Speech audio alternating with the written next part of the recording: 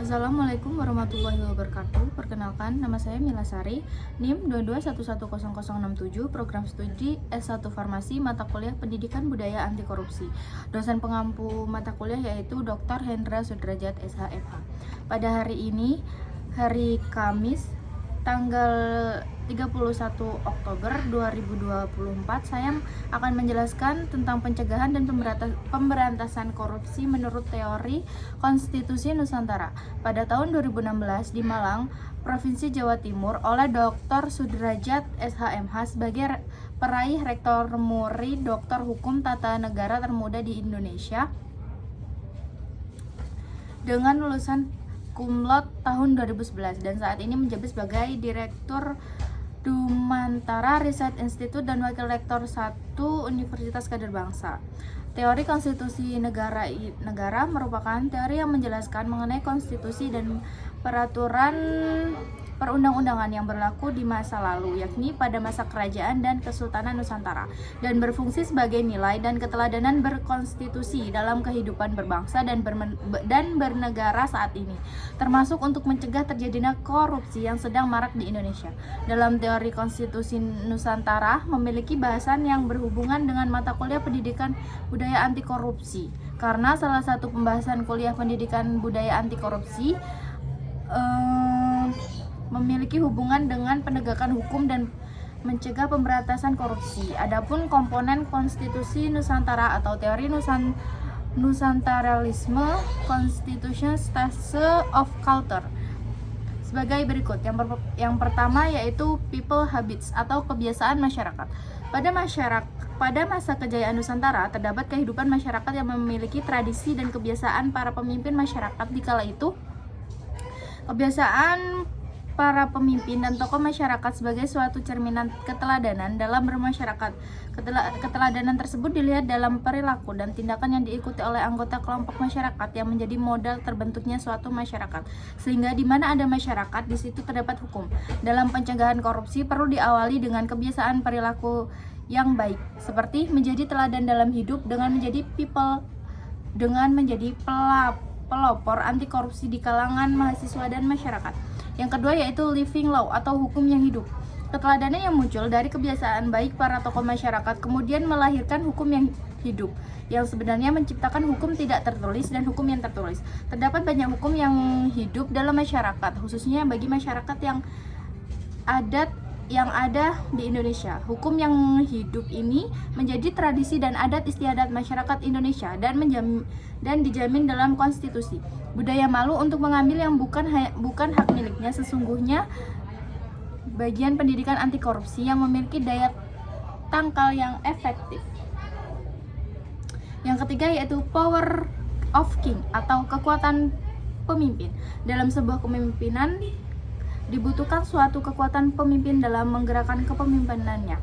Sehingga dalam teori konstitusi Nusantara dijelaskan bahwa hukum yang hidup tadi menjadi kekuatan pemimpin untuk menjalankan kepemimpinan pemerintahannya dan berlaku setiap tingkatan kepemimpinan baik dari tingkat pusat sampai tingkat daerah. Kekuatan pimpinan menciptakan ketegasan dan dalam memberantas korupsi di Indonesia. Yang keempat yaitu Royal Constitution atau konstitusi negara. Teori konstitusi Nusantara menjelaskan poin penting dari suatu konstitusi adalah teori muatan konstitusi, sehingga konstitusi negara berfungsi untuk mengatur ketatanan bernegara, termasuk untuk mengawasi kekuasaan untuk tidak korup, mengatur distribusi kekuasaan negara agar tidak terjadi penyalahgunaan wewenang negara. Konstitusi negara terdiri dari konstitusi tertulis dan tidak tertulis, dapat bekerja maksimal untuk mencegah dan memberantas korupsi di Indonesia. Yang kelima yaitu Archipelago Territory atau wilayah kekuasaan Nusantara atau kedaulatan negara. Teori konstitusi Nusantara memberikan penjelasan bahwa kedudukan kewilayahan Nusantara sangat penting. Penjelasan kewilayahan Nusantara sama artinya dengan kedudukan kedaulatan negara. Hal ini memberikan pemahaman secara umum bahwa negara terbentuk dari sebuah wilayah dan kedaulatan masing-masing negara, di samping berasal dari rakyat dan pemerintah, sehingga kewilayahan posisi keilmuannya penting untuk memperkuat posisi negara. Menurut Dr. Hendra Sudrajat SHMH, penguatan masing-masing kewilayahan dalam mencegah dan memberantas korupsi perlu dilakukan yang memulai dari keluarga masing-masing, sehingga korupsi dicegah dari wilayah keluarga yang pada akhirnya menjadi suatu kedaulatan hukum negara yang bebas dari tindak pidana korupsi. Di samping itu, dalam kajian wilayah menurut Dr. Hendra Sudrajat SHMH bahwa KPK perlu dibentuk di tingkat provinsi dan kabupaten atau kota, mengingat maraknya korupsi di tingkat daerah, sehingga dengan keberadaan KPK secara kelembagaan di tingkat daerah dapat bekerja secara hierarkis dengan KPK yang ada di pusat. Yang keenam yaitu kingdom struktur atau struktur negara. Kingdom struktur atau struktur negara dalam pembahasan teori konstitusi negara merupakan struktur dan pembagian kekuasaan seperti kekuasaan untuk legislatif, kekuasaan eksekutif, dan kekuasaan yudikatif. Struktur negara ini bekerja untuk memaksimalkan organ-organ negara dalam menjalankan kekuasaan pemerintahan negara.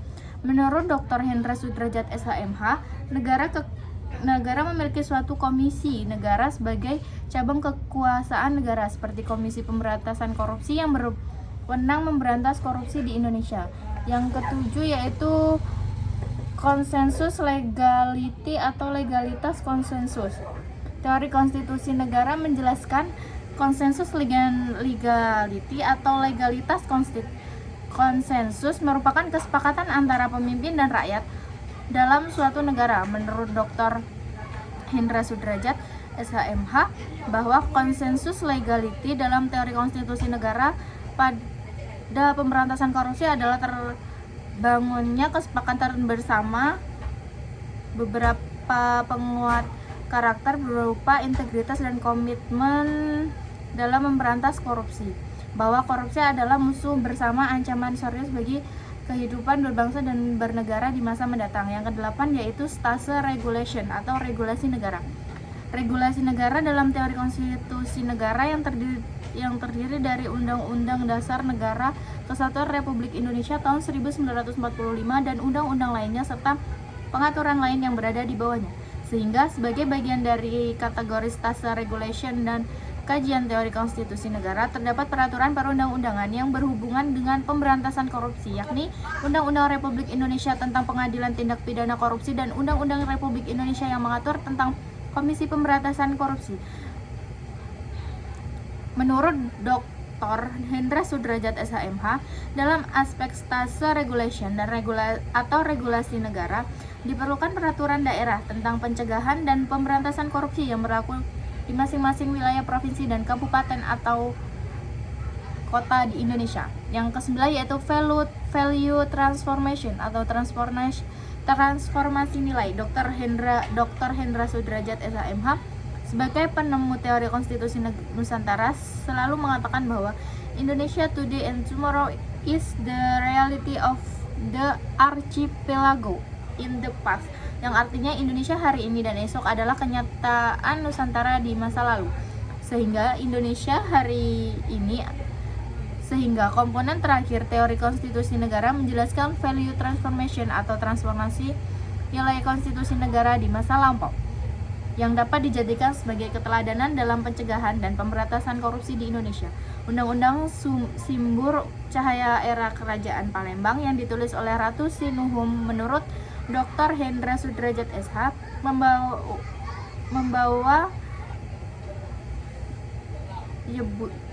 sebutan adanya perlindungan HAM di dalamnya yang secara tidak langsung melindungi hak milik orang lain dari perbuatan korupsi. Demikian penjelasan dan pembahasan teori Nusantara sebagai tugas mata kuliah Pendidikan Budaya Anti Korupsi. Salam 25 Nusantara menuju Nusantara unggul.